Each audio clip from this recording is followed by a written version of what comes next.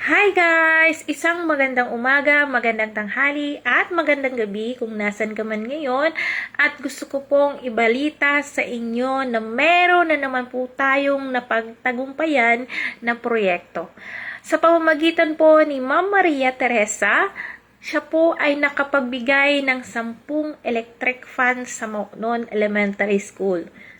Ayan, thank you so much ma'am at sa inyong mga kaibigan dyan sa Arizona. Kami po ay lubos na masaya at lubos na nagpapasalamat sa naibigay mong blessing sa Moknon Elementary School. Ito po ay laking tulong sa mga mag-aaral doon sa amin. Naway, pagpalain po kayo ng puong may kapal.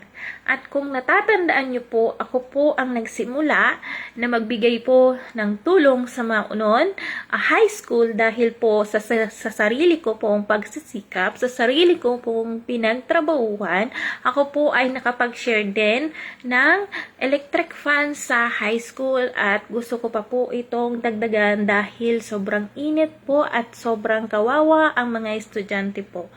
Naway, sa susunod na sahod ko dito sa pag-reels ay makapagbigay po ulit tayo sa paaralan ng high school.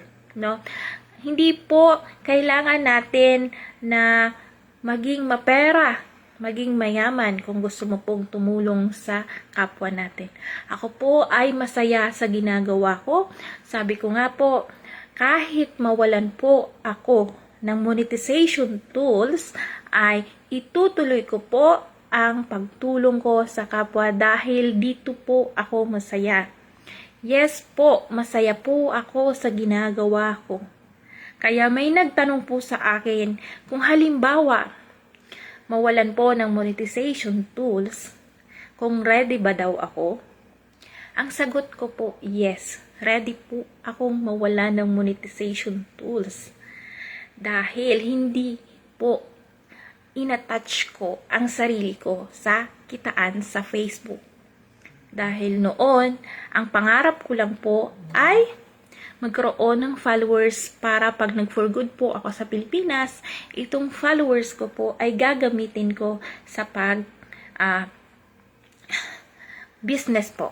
Yun po ang nasa isip ko noon. And hindi ko po expect na makilala po sa social media. Luckily po, nakilala ako dahil sa pagtulong ko po, sa na-share ko po sa karamihan kung paano po tayo magkaroon ng followers na puro content creator.